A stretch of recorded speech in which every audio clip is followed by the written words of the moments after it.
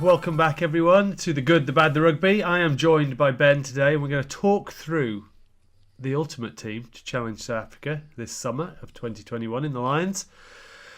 Let's get into it. 1 to 15, and let's see where we end up. Right, come on then, Ben. Start us off in an area that you know very well. Let's start at 1, and we'll head towards 15. Let's start with your expertise and where you're taking this Lions team and what you think is going to happen. Yeah, so listen, a couple of things.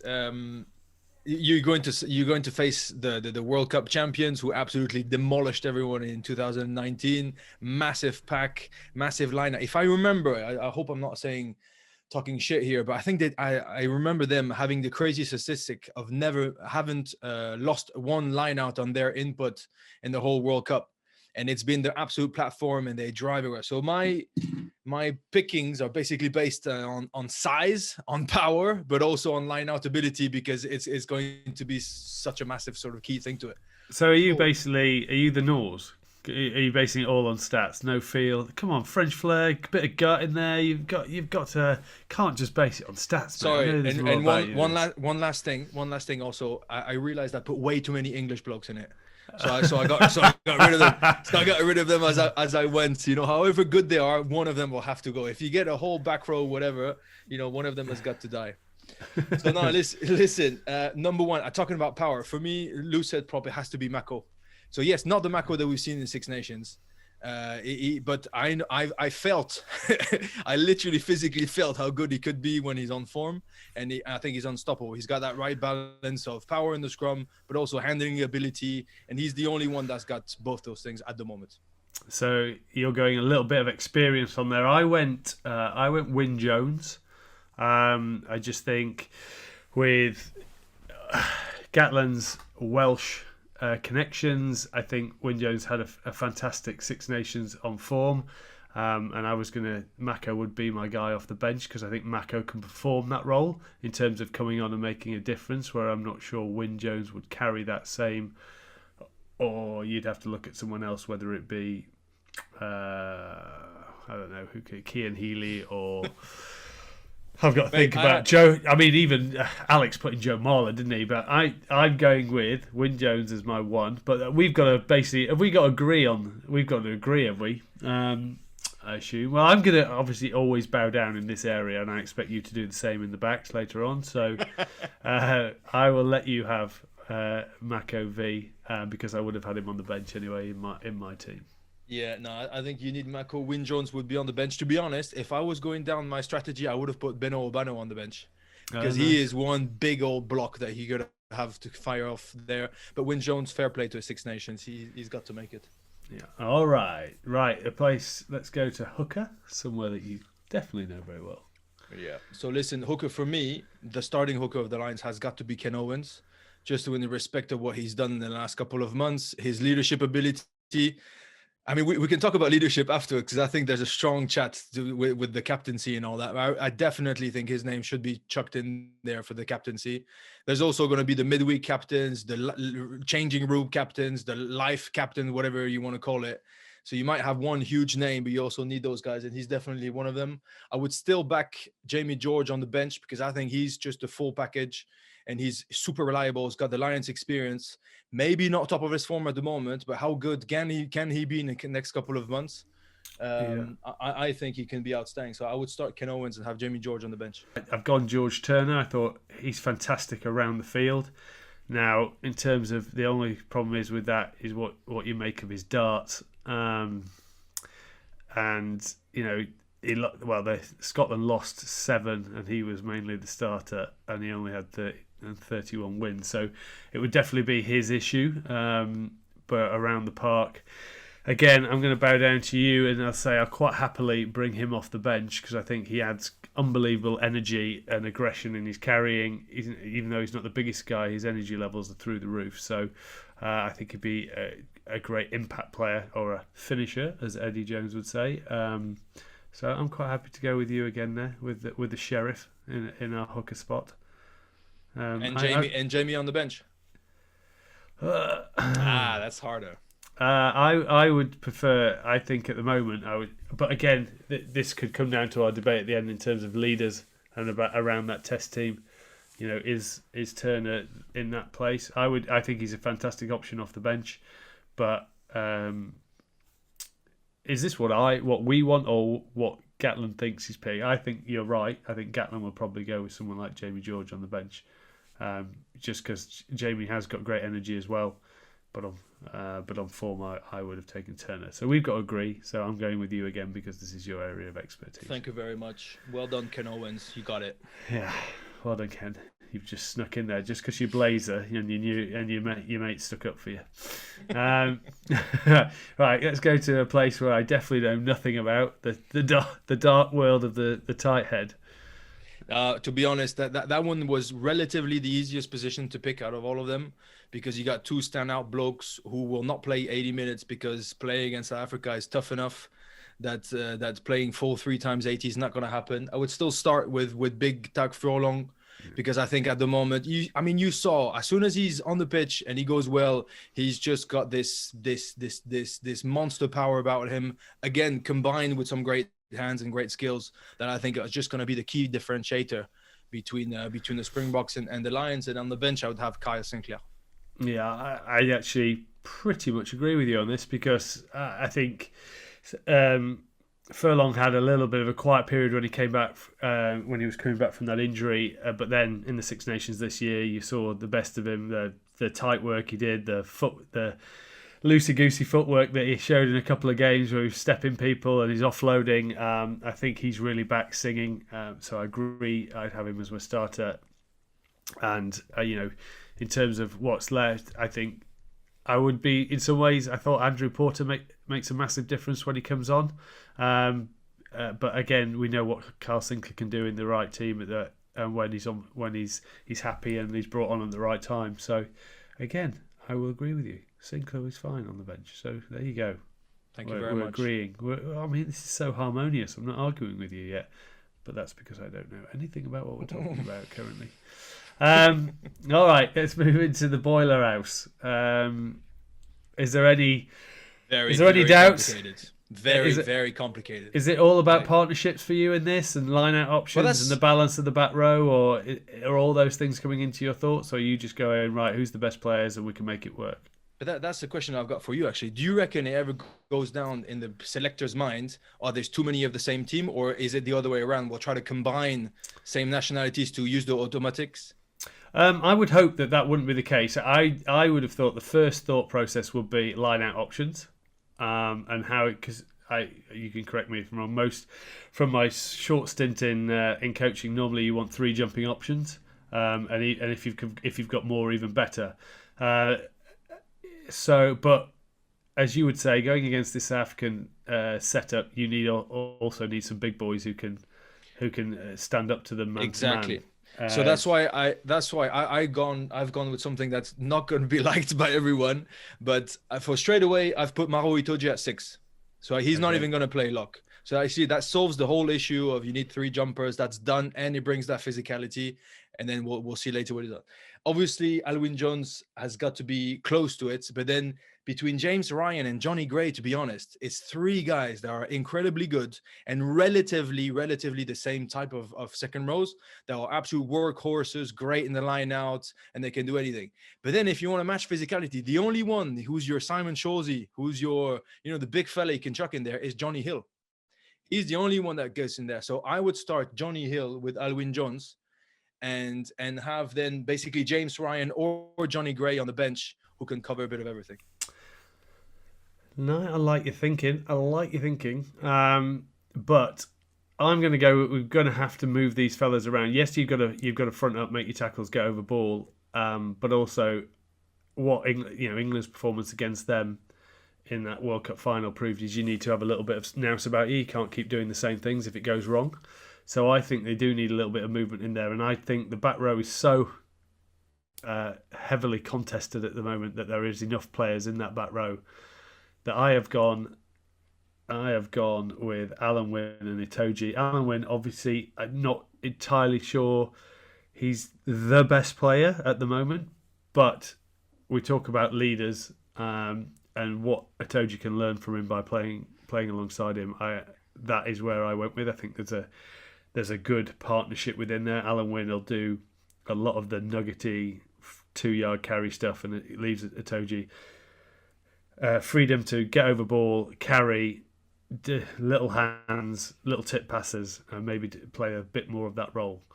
Now, how do we get to agreeing on this? I think we agree, but no, how do I agree with you? Is that what you're trying to say? No, this is. I can understand two forms of the both forms of thinking on it, because I just think Johnny Hill makes too many mistakes in terms of penalties. I agree. I see him. It could be a little bit of a liability, and then especially if you then weigh up Marrow's potential penalty count. Now I'm not saying that's going to be there. He was just a little off paced. His timing was just a little out in the Six Nations, but still, penalties will kill you against South Africa for sure. So I'm going to put my foot down and say that you can't have Johnny Hill. So then you've got to change that. I agree with the Johnny Hill at the moment, but I'm a big fan. At the moment, he has not delivered on international stage as much as he should have. I agree with you, but he's the only profile you got that way. Maybe before we settle on the locks, tell me about your back row then. So my back row, I actually just looking at it now, I'm not entirely sure that I've got a great line-out option. I'm saying Curry can be thrown up there, yeah? I think Curry is a given.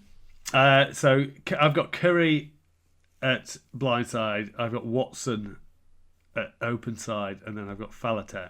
I absolutely love Hamish Watson. I think not only is he entertaining, but he can go through a lot of work. But for me personally, you can't have Curry and Watson because your line-out does take a little bit of a hit. And on top of that, you don't have the ball carrying ability that you can have with some other guys. And that's why I think Marrow is perfectly hybrid so that you can leave it in there. And in number 8, yes, the only reason I would have Faletau, and I think he's extraordinary, and not have Billy Vunipola and use his power is because I would compensate that with Marrow already there as a 6. That's why I meant I think they all sort of go together. So I went with Faletau, Curry, and Marrow Itoje, 6, 7, 8.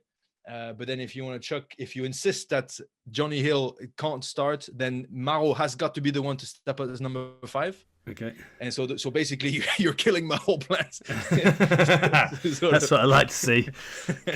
Killing some French passion. Okay, I mean that's so harsh on some of the Irish locks though, not being able to get in there. I mean, James Ryan a year ago was the hottest thing on earth. Yeah. These things go quick. They go very quick. But I think if it wasn't because Alan Wynne is what everyone sort of shoes in for the captaincy, I think you would be putting Ryan in there. I think you would, whether you'd have him in that Alan Wynne at 4. I don't know whether he plays 4 or 5. This is my knowledge of the or Johnny Gray potentially. Yeah. I just think there's and this might sound harsh on Johnny Gray. I just think there's a couple of people that are better than Johnny Gray at the moment. So what are we going to go with? Decision time. Just answer a question. If you have Alwyn Jones 4, Marrow Itoje 5, Curry 6 or 7, whatever, Faletau and Hamish Watson, do you believe you have enough hitting power to go against, not Lou the Jagger, but Itzebets and all his mates? Well, I would say not necessarily in the looks and size, but in terms of the weight that they carry.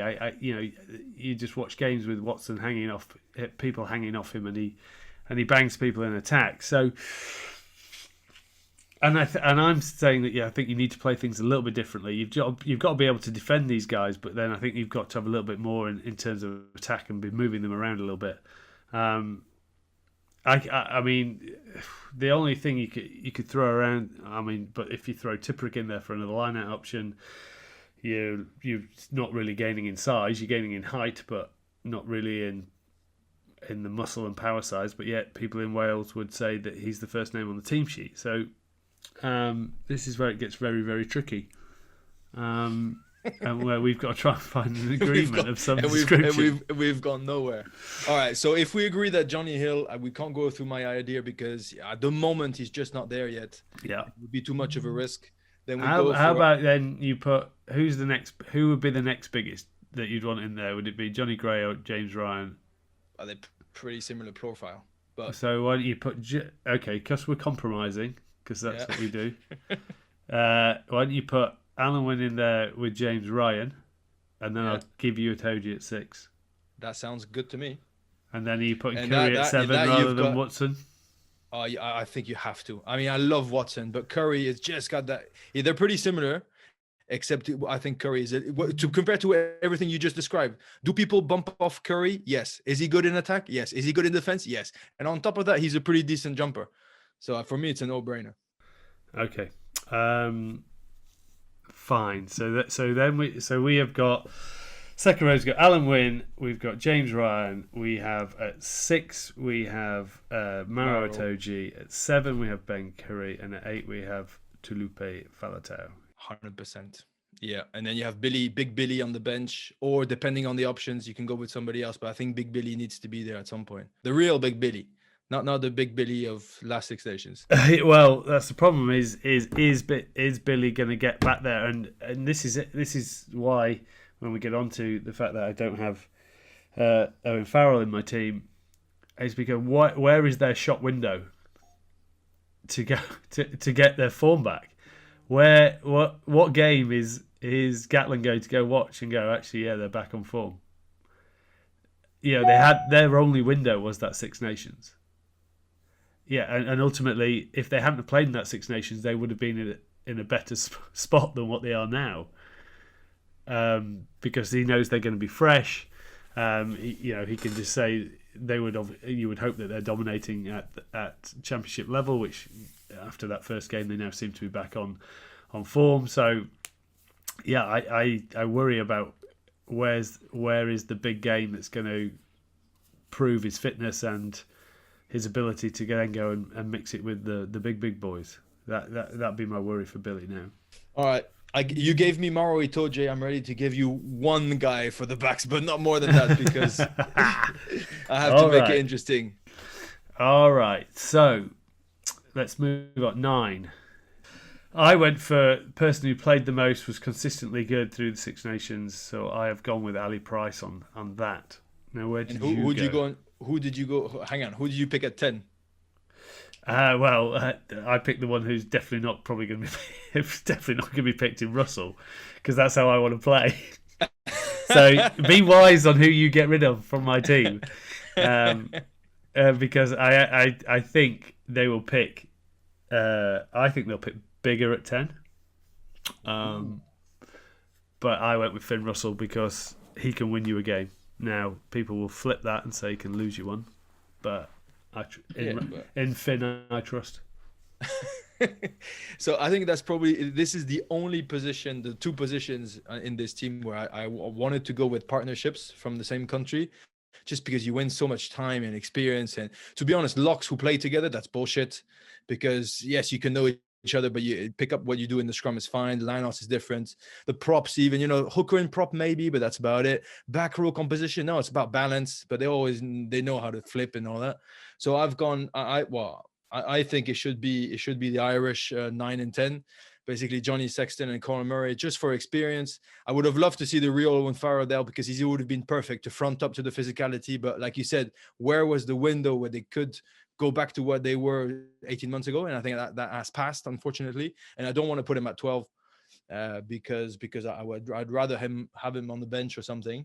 So I've gone with Conor Murray and Johnny Sexton. With Youngsy probably being number 3, and if you have on the bench, you need, I don't know, probably Davis, or like you said, some X factor that can bring a lot of buzz and a lot of speed and a lot of aggression around the ruck. Right. You want Antoine Dupont. You want Antoine Dupont, don't you? Obviously we would. It will come on to sort of the French, if we had some French influence in there. But Dupont would be in any starting. I think pretty much in any starting 15 in the world right now. But if you want the right hybrid player at 10, I think Dan Biggar, you pretty much hit the spot, because he's not your Finn Russell who can create absolute magic, but he's got the spark, and he's not the hard hitter like Owen Farrell, but wow, he doesn't back down, and he can be reliable. So if you want to start with him and then you do the partnerships, then obviously you can go for Davis at 9. I think it's a bit of a long call. I'm not sure it's really I agree. happen. Through game time and everything else, and again now times to shine in terms of games.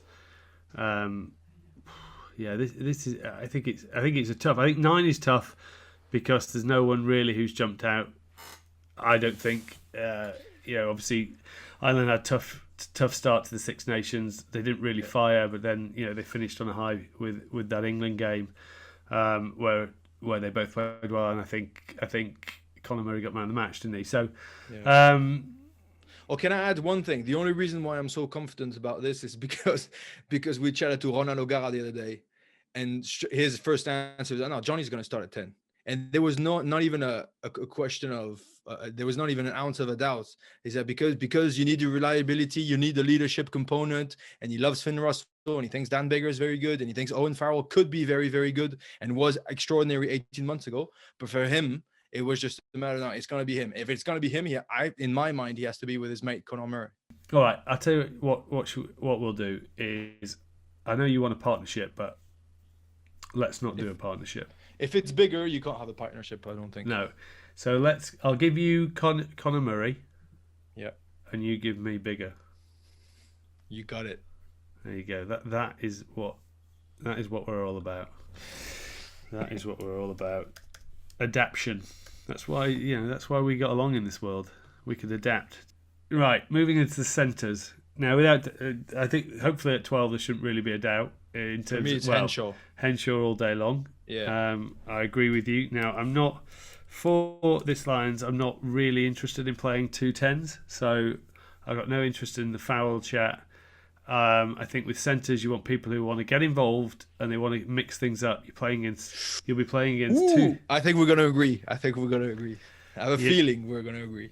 No, we might not agree. We might not agree. I want people who want the ball in hand and want to carry and want to get involved. And if it's not coming to them, we'll go find it. Which Robbie Henshaw was outstanding at. Now, I've always championed Ringrose because I think he's brilliant. Yeah. Whether I think he's going to get picked, I'm not sure. Now, the question is, would they go with someone like George North, which I think Alex picked in his team. I personally wouldn't go with George North. Me neither. Because I think, as well as he did, I think he's still got a few frailties in there, whether it be defensively or his willingness to find the ball. He's a winger that sort of needs the ball to come to him. I feel I might be a bit harsh, but I just don't like sometimes sticking wingers in there at 13. So, who does that leave us with? That leaves us with Slade. Someone like... if Cam Redpath had had the whole tournament after his first game against England, he would have had a shout, by the way. I think you've got to go Jonathan Davis, is what I'm going to say, because he's been there and done it. What are your thoughts? So I love Fox Davis, played with him in Clermont, but I don't think, if you talk about form for the English, you can't pick him. Otherwise, it's just clearly unfair. And I would go for Henry Slade, because I think he's massively underrated. Not underrated. He's still starting for England, so obviously he's underrated. But he's never mentioned as a potential top player, and I think he brings everything you just described. You're gonna have to find a solution when they're in the shits, and he can create something. If George North is now out-muscled, what are we gonna do? Fox Davis at the moment, if he's out-muscled, never gonna happen. Ringrose would be the other option. I just think he's a little bit, I don't know, maybe a little bit less confident, or I'm less confident with the physicality side.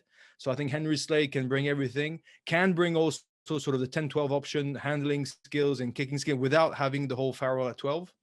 And I think it fits quite a lot of it offers a lot of solutions. Yeah, and Slade gives you the left foot, but so does Foxy, obviously. Ringrose, I just think when he's singing and he's in the right team where he gets the ball, his footwork and gets him out. People think he's this slight guy, but he seems to get out of trouble. My question was at Slade, and it's probably not about Slade, it's about the England team, and the fact that he just doesn't get his hands on the ball enough and see the ball enough. Yet in that French game, he probably touched the ball more than he's touched in the rest of the Six Nations tournament. I think they will go tried and tested in man of the series last time out in Jonathan Davis, or not last time out, series before, been there, done it, and I think Slade would be the guy that came off the bench for you. Mate, listen, it's you, John Fox Davis on form all day long. Not even a question. The experience and everything. But you wouldn't be the first coach to, say yes to one day and then say no the other, to apply one rule to the forwards and to apply another to the backs. And that would just make you human and you have a gut feeling about things. And you want to bet more on Fox than you want to bet on Billy, for instance. That's basically what it means. And that's fine by me. But still, he's still playing. He's still playing the.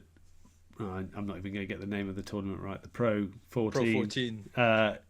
Week in, week out, higher standard. The only reason he wasn't maybe on song, he's coming back from that injury during the Six Nations. He'll have, he's still got time. He's one of Gatz's mates. Yeah, and I generally don't think there's that many 13s that are jumping out there at the moment off the back of that. Off the back of that Six Nations, I picked Ringrose and Henshaw as my centres. Well, obviously, if again when we come to the influences of the French, then someone like Vakatawa would be a lovely option to have. Wingers, should we start with 11? Well, or do you want to do a back three combination? Yeah. Can we consider that Stuart Hogg is a starting fullback? Is that fair? That is fair. I had Hogg as well, so we can take Hogg. And You've my got options idea, now. that's because my idea is to put Liam Williams on the wing, because there's going to be a hell of a lot of he can play on the wing. Yeah. It's not his perfect solution, his perfect position. Okay, but there's going to be a shit ton of competition in the air, and he's just absolutely outstanding at it, and he's got the experience. And on the other wing, however crazy it might seem, I would not have Louis Rizamet. I think he's incredibly good. He would be part of the Lions tour, obviously, but I just do not trust his lack of experience, and I would still go for Johnny May. Oh, Johnny May. I didn't even take him on the tour. Oh, that's Look harsh. at that. The problem is getting the balance.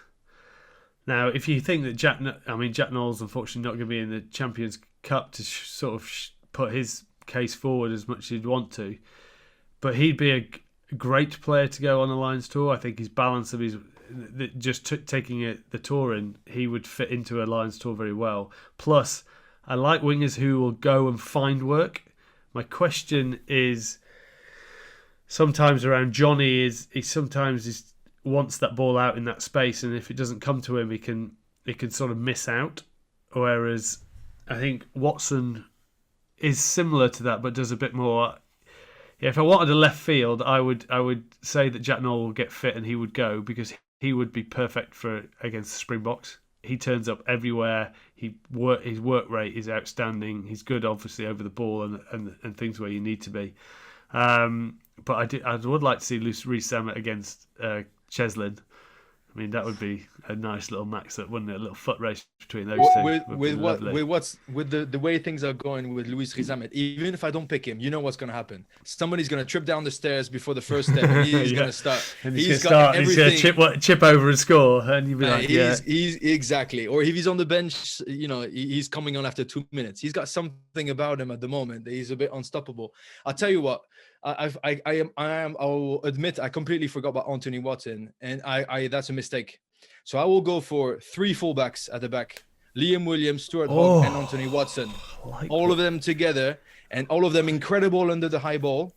And all of them, to be honest, they can all play on the wing. It's not an issue. They all have the gas for it, and they all have a lot of experience. I like what you've done there. I mean, Liam Williams, you just have to remember the try he set off. New Zealand. That one of the tries of Lions history. I'm actually, but I would leave it. I would take Watson, and I just think for a game like this, you either need a Duan van der Merwe or a Jack Noel. I mean, I want to put Louis Rees-Zammit in it as well, because I just want to see what he could do at that level, and he's going to rely on his first tour game, probably. I think he'll definitely go. Yeah, I love how you say that. I think he will definitely go. Well, you should just say he'll definitely go. And it's going to come down to those first games. But Young, no fear. I think suits against this South African team. You talk about fear. Mike, but do you not think Duan van der Merwe Playing at home. playing at home against I mean, sorry, away. for the Lions? You know what I mean? Lions Yeah. is big enough. Plus playing back in Safa, my word, Yeah. you want to talk about pressure. So it can be, that's a big risk for me. Right. So what we're saying is we've definitely got Watson in there. So he's at 14. Let's put Watson. Yeah, in and there. you've definitely got Stuart Hogg at fullback. We've definitely got Stuart Hogg at fullback. Okay. So then the 11 comes down to a choice of Zamet or Zamet, Williams for you. Then if you then read the other, Josh Adams, we haven't even talked about. Who was obviously James fantastic. Lowe for Ireland's been very good too. Yeah, James Lowe. I mean, it's hard. We are blessed, in all fairness, with the back three choices that you have. I get why you've gone with Liam Williams, and I find it hard to leave Liam Williams out. To be honest, you're gonna agree. You're cracking. You're gonna agree with me. Well, to be honest, getting a big win there. Well, this is what I feel. I have no problems having Liam Williams in. They're going to box kick loads of times. He's going to make the right decisions. His work rate's outstanding. He doesn't take a backward step. He's hard. So if he gets in a fight, you want him on your side. And he's got creative genius. So, but then I would then say, obviously, Johnny May we've left out. Josh Adams, Lusri Zamet, people who play on the wing week in, week out, and it's their bread and butter. Jack Noel, Darcy Graham for Scotland. There are lots. I'm happy to do that, but I feel that we needed to mention everyone that's out there, and this will be a very, very hard pick for the Lions coaches in terms of what they do back three. But it makes sense having three fullbacks with what South Africa do. They box kick a lot to contest and put pressure on. So having three guys who do that week in, week out and bread and butter makes sense to me. So I'm happy. I'm happy with that. I'm delighted by that one. And I've even reasoned myself into it, which makes it even better. Self-arguing yourself to then make yourself make the right decision. Yeah. That is how I do it. Right. So if we run through the team, so far 1 to 15. 1 we have Mako Vunapola. 2 we have the Sheriff Ken Owens. 3 we have Mr. Furlong, because I no longer say his first name because I always pronounce it wrong. 4 we have Alan Wyn. No, we don't. Yes, we do. Alan Wyn Jones, James Ryan, James Ryan. 4. We have James Ryan and Alan Wyn Jones. 6 we have Maro Itoji. 7 Curry. 8 Talupe Falatau. 9 Connor Murray. Colin Murray, he's a radio presenter. 10 Dan Bigger. 11 Liam Williams. 12 Robbie Henshaw. 13 Foxy Davis. 14 Anthony Watson. And 15 Stuart Hogg. What we didn't really talk about then was the bench for the second rows and back row options. Obviously, we've got 2 spots. This is where surely you need a back row who can. Well, you've got a Toji in there, so you can slip him up into second row if you need to. So, would you go 2 back rowers, or will you still throw another Boiler House in there? I mean, this could be where you could throw someone like Johnny Hill. You could stick him on the bench in terms of having the big fella to come on, or would you go? Or would you go? It's a really good point, actually. Or would you pick someone like a Tag Burn, who can cover both? That's a good point. That having Maro at 6 then it gives you the possibility of not necessarily having a specialist lock or having a Tad Burn who can cover a bit of both. It will allow you potentially to have Amish Watson and Billy if he makes the tour. It's always an option. You never know. You could have Ian Anderson, who I think is very, very good and can play a bit of everything, but he's the same. I would have Ian Anderson ahead of Tag Burn, personally. Okay. And the same type of profile. You are making some big statements today. Big statements. It's just the way that Tad it's Burn they're was both. outstanding. He was outstanding. He You gotta was absolutely mate, outstanding. You have to be careful. The Irish will come after you. I know. I've been there. Yeah, but I was replacing one Irish for another, so it's okay. So I mean, then you've got someone like Courtney Laws as well. Exactly. I was gonna mention him. I think South Africa, you need to pick him. Yeah, I mean, his whole thing is just about cutting people in half. So, I mean, he would. I think I would like him on my bench to come on. He just loves it. Or Scotland's proudest Johnny Gray. Yeah, He's only Champions Cup and Premiership winner, and he did really well in the Six Nations. He's completely reliable, great with the discipline, amazing in the line-outs. He can cover a bit of everything. It would be harsh not to pick him, to be honest. All right. So do you get one and then I get one? Should we do it that way? I get Amy Schwartzman is going to be on the bench, whatever, right? Okay, I'll give you him. Is he not? Yeah. Off the bench as a back rower. The only one I would put that would argue that in terms of does it as a super sub is Ben Earl. Ooh, I like him. In terms of but then I've never seen Hamish Watson on the bench, have I? So he's gonna do exactly what Ben Earl does, I think. So okay, so we'll go.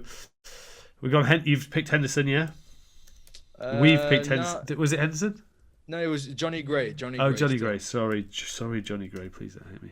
I love ex-Chiefs. They were great team. And then we're going Gray with and Amish Watson. Yeah. Nice. Do you reckon it could ever happen to have a 6-2 on the bench for the Lions? Well, considering you're playing this Springbok. with this Springbok team, I would say it's probably it's one of the only times where you'll consider it. So that's the only time where then you would have a hybrid profile of a Courtney Laws, Tag Burn, or Ian Anderson. I can't believe you're trying to make me do the thing I hate most in life, and that's a 6-2 split on the bench. Well, you would have a 2-6 split probably. Yeah, well, well, you remember Jack Noel could play back row, so technically you can put him as 21. He'll play back row. It's not because Eddie threw in the crazy idea that he can't ever play back row. He just I know. You know, mate, I packed down at 8 once, and you used to be twice the size of Jake Noah. You had Jake Noah to each quad. I went to slam into a scrum once, shut the 2 second rows butt cheeks in front of my head and cricked my neck and had to go off. So there you go. We can all play back row, yeah? It was the most embarrassing thing of my career. Anyway, let's swiftly move on before I want to end myself from that, remembering that memory. So, do I want to go 6-2? I wouldn't want to start 6-2. In the first test, now on the back of that game, we'll make a call, but I'm not going 6-2 on the first one. If we re-pick every time, then we'll watch the games and we'll take it in. But I'm not going 6-2 now. I can't do it. It makes me feel sick inside. My stomach's turning. Okay, so if we go 21 scrum half, are we going similar? Or are we I would think we need to take someone who can do both. Which so Davis is? Oh no, that's where you could have Ali Price if you want. Yeah, it's Davis or Ali Price. And I think on form you probably take Ali Price, right? With Gregor Townsend being part of the stuff. Go on, Ali Price. It fits. Because it's the only position that's probably in the backs that's guaranteed to get swapped, isn't it? So this is also why I would have Finn Russell. There you go. This is where we'll probably disagree because you don't necessarily need to sub him if your game management is going well. You're not generally going to take Bigger off if he's managing the game well. But if you need to chase a game. What happens if you need to chase it and you need something different? What are you thinking? But you went for Biggs. So I think you already took that option. You already went down the route of the creativity. You're going to pull that back on me after I almost let you talk me into a 6-2 split. I agree that Finn is the only guy probably who you can say, try to turn it around completely on his head. Yeah. But I would still go with Owen Farrell on the bench because he can cover 12 if you need him to, and he's got a shit ton of experience. And even when he's not great for England, he's still reliable. So he didn't do anything magic. He clearly wasn't at his best, but I would still go for him on the bench. And you already picked Ali Price because you wanted the sparkle. You picked Biggs at 10 to start and Ali Price on the bench for the sparkle. But then you get your partnership for the last 30 minutes. Ali Price, Finn Russell. It's 2 for the price of 1, baby. All right, go on then. Yes, I've convinced him. Yes. So we'll have, and then we'll come to, if there's a battle over this one, we'll. Mate, first ball carry, DLN is gonna run over Dan Bigger, and then Finn is gonna come on, and he's gonna chase him like a flag, hanging up like a flag. Yeah, and I'm gonna be texting you like, "You dick! I told you to pick Owen Farrell." You make a valid point, but I like the way you're already negative. I'm like positive. Biggs has got first ball, put it up, he's run up, chased it, caught himself in the back right, offloaded it to who's always going to be the support player that's going to be there. Conor Murray's going to be there, who's never going to make the line because he's too slow, and he's going to pop it to Watson, who is on his shoulder, and then we're in. That's how I see it going. Sounds like a plan. 23. Somewhere right. This needs a bit of balance work. No, Riz Ahmed. I think that's the guy you have. No. The only want to bring extra sparkle. I agree with you. Now, my argument around that would be if a centre goes down. Somewhere, do we have anyone left who we could cover? Who knows? Well, you could do George North. So that's the only guy who's got multiple. Yeah, I think Jack Knowles played there, but is he guaranteed to be on tour at the moment? Not guaranteed, is he? It's a pretty good unit to have on the bench, George North, to be honest. Yeah. I mean. Yeah, and I think he played pretty well in the Six Nations. He did. Yeah. All right, George North. There you go. George North. See, I make sense sometimes, don't I? You do, yeah. Thanks, mate. Thanks. Sometimes. I felt it was through gritted teeth, but I'll take it as a small win anyway. Right, and there we have it. Our 23. So it is Vunipola, Ken Owens, Furlong, Alan Wynne-Jones, Ryan. Have I got those right way around? I'm not sure, but it doesn't matter. Itoje at 6, Curry, Faletau, Murray, Bigger, Williams, Henshaw, Davis, Watson, Hogg, George, Wynne-Jones, Sinclair, Gray, Watson, Ali Price, Russell, and George North. There you go. That is not a bad side. Yeah, we'll take that. That is not a bad side at all. Beautiful. Because Ben's on here, and we want to add a little bit of French flair. Where would you, in that team that we have just picked, where would you add from your current French superstars that you have at the moment? All right, so clearly there's a guy that needs to be in there, is Antoine Dupont. Yeah, I'm just. Funnily enough, I mean, he was already. Every there, time I wrote Murray, it came out Dupont. I didn't understand why that was happening, but it was a frustration that I couldn't stop. Yeah, obviously. Correct. Yeah, Dupont would be, as we said, in any team. It doesn't matter in the world right now. I think he's one of the best player. It'd be interesting to see if he gets World Player of the Year. I think he should be a shoe-in. Where else do you see? Funnily enough, however much I super rate Jalibert and Antoine Dupont's mate Romain Tamac, I would not have them to play the Springboks. Too soon, too physical, too hard. So I wouldn't start them. But I would definitely have Viremi Vakatawa in the center for sure. Teddy Thomas, does he get in there? No. Yeah, to be honest, listen, if I tell you that Luis Rizamet is too much of a long call, however electric and extraordinary he is, Teddy Thomas you cannot back him to play against the Springboks at the moment. Funnily enough, if you have to pick a winger, but the challenge is with to compared to all the others is a bit undoable. But I would pick Damien Penaud ahead of Teddy Penaud.